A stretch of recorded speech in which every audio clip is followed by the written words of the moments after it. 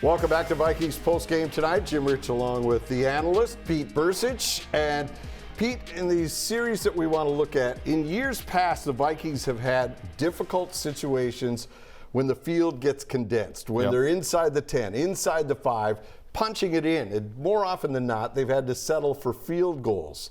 But this year, that hasn't been the case. No, it hasn't. So what's been going on here? Well, I think we're going to see some unbelievable blocking, especially by the tight end position in these next couple plays, and then a little bit of creativity as well. It always just the progress that we've seen between the shifts and the motions, and then getting it to Thielen and getting it to Jefferson, and then the shovel pass. We're always a step ahead of the defense. So that's just having a good plan, right? That's having a great plan offensively and knowing what's the next thing. So it's exciting to see and anticipate. And I would assume the next thing is going to be coming off one of these tight ends, blocking first, and then getting into the end zone. Then pop and spree. We'll see. All right, so this is the standard set. We've seen this numerous times with CJ being the lead guy. So what do the Vikings do here? How are they so easily to get this ball in? There's a couple things here. First of all, you have an extra lineman in the game, right? You have a lineman in the first tight end position, so you have a bigger body. But Johnny Munt does an unbelievable job in this case where he takes down the first guy that comes in, collapses him in, and then gets up the second level. And it's actually, it's Roquan Smith that he blocks. So it's not like he's blocking some chump, right? CJ Ham does a great job sealing on the outside and the safety. And then it's very well executed, right? You have the number counts, you have the angles that you want, and you watch CJ Ham, he gets out, but watch Munt. He blocks down and then comes off, and look what he's doing. He's pushing Roquan backwards. Right? I mean, that's a huge play for a tight end to be able to get up to that second level. And you're going to see a great example of it here. With the stance he's taken, they're going to knife inside. So they want to come this way, right? These D linemen want to come inside. And Johnny Munt does a great job of walling this thing down first and then getting to the second level and not doing it here, but doing it here. And that's the important part because you just got to get past the goal line. And then CJ Ham comes, kicks out. This guy has boom, no done. shot of getting at And then that's the seam that you have. And when you watch it full time here, Munt does an unbelievable job getting his shoulder on the double team up to that second level, and then Dalvin Cook walks in. So very rarely in this league, if you're a tight end and you win your one-on-one, most of the time that's pretty damn good. You're going to make a lot of money. Right. To get two, that's a big deal. So that was a heck of a play. All right, here are the Vikings again. First and goal, and they come up with the touchdown. Again, a different look. This time, no CJ Ham in the backfield. Right. And if you'll notice, they have everybody here bunched up. You have Thielen, KJ Osborne, right, and Irv Smith Jr., and with these guys so tight, look what it does to these Bear defenders. There's a whole bunch of them right here. Yes. And this is where Kevin O'Connell's offense is a little different in that respect, is that he makes these guys block. This is your number 2 and number 3 receiver. They catch passes. That's what they do. He makes sure that these receivers know how to block, and they do. And this edge is completely cut off, and when you have this guy one-on-one with anybody, he's going to beat him to the pylon, and that's exactly what happens. They just wall that whole thing down. It gets Dalvin one-on-one with the cornerback, and it's a foot race to the pylon, and Dalvin Cook is such a great athlete, you're not going to catch him. I mean, look how easy this is. But this is that wall that we're talking about. And the reason this corner is standing here and not here is because of the fact that they could throw the football. Right. And it's the respect that Thielen in the red zone is going to garner. You're not going to assume this guy's just going to block. He's not a number 5 receiver. This isn't someone that you're just going to say, well, he's not going to get the ball anyway. Right. But just by this corner being there instead of right here, he scores the touchdown. So those are the little things, and that's what happens. This part of the field, everything gets condensed, right? Everything gets condensed. It's a matter of inches, and they were able to score on that. So great job blocking up front.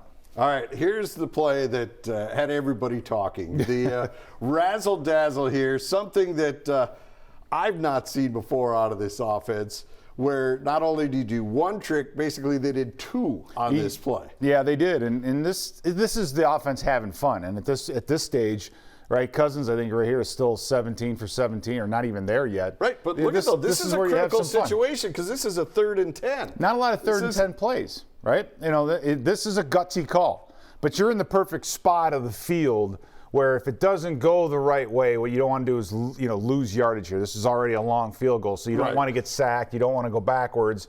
So you have to be smart. And that's the thing with trick plays, is whoever's executing them, they've got to be trustworthy, right? To make good decisions, to say, Justin, if this throw isn't here, just catch it and take what you can get, and then we'll kick the field goal.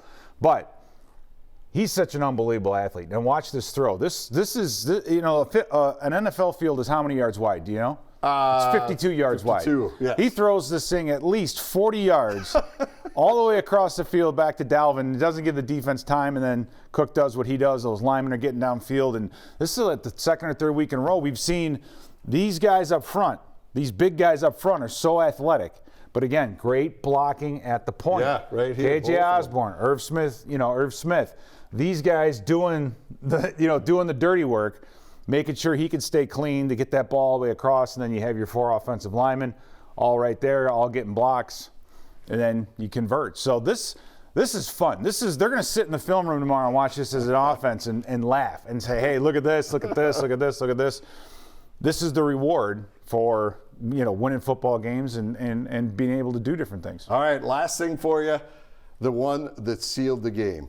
This is Cam Dantzler right down here, and he's going against his former buddy in a critical situation. Right. And this really turned the game because the Bears were moving the ball. Yeah, they were, and this they had to score. They had to get a touchdown on this drive.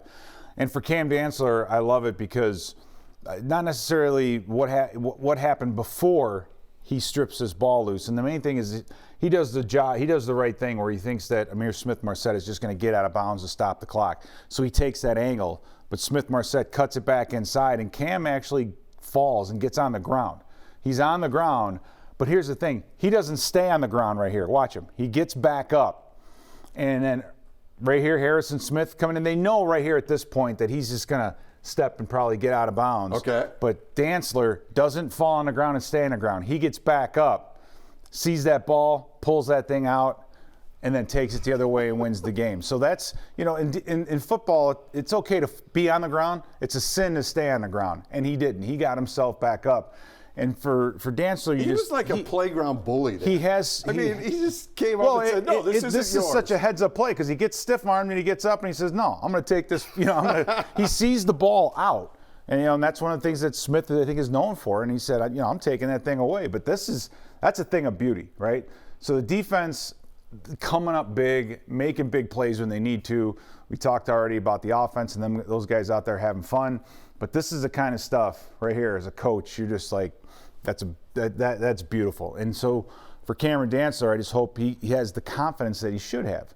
Right. And with that confidence, continue to make plays. He made a big play late in the game last week in London on a pass breakup, and then he has this play today. So Cam Dantzler is starting to get some momentum, which is exciting. Well, and this is, you know, it seems like O'Connell's kind of fueling the fire of fun. Right? I have confidence in you guys, so I'm putting this play in for you. The one we looked at that was the Jefferson to Cook across the field. Right. You know, and you saw how many guys downfield blocking. Everybody was downfield. Right. You know, and it kind of, like Irv Smith Jr. said in that interview, there's a belief in this room, you know, that may not have been here the last couple of years, that we can pull this stuff off. Yeah, you're right. And it's one of those things where, you know, I'll trust you to do these things, but you got to prove it to me first. And they have been. So he's like, all right, let's do it. So how much fun is it now for these guys to go into the meeting room on Wednesday to get their game plan and say, all right, what do we have this week? What are we going to try to do this week? What's going to be fun? And what do they, look forward to do? They practice that all during the week, which I'm sure they had a lot of fun. And it's one of those things to say, hey, if you guys want to play and have fun, you got to earn it. Yeah. So I tell you what, if we get up, score a couple touchdowns, things are rolling, yeah, we'll start doing some of these things. So that's a bit of a swagger and a confidence that this team's starting to have, and they're developing it and they're earning it, and that's kind of that's the fun part about it, because you look at someone like Kevin O'Connell, you wonder how deep is that playbook? What else?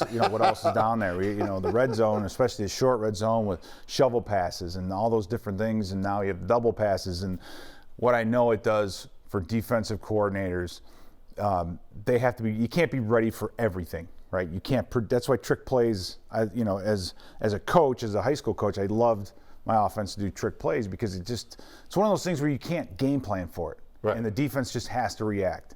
And if you get them on their heels and put them in a situation like that, and a trick play works, that confidence level goes boom. It's just like last week.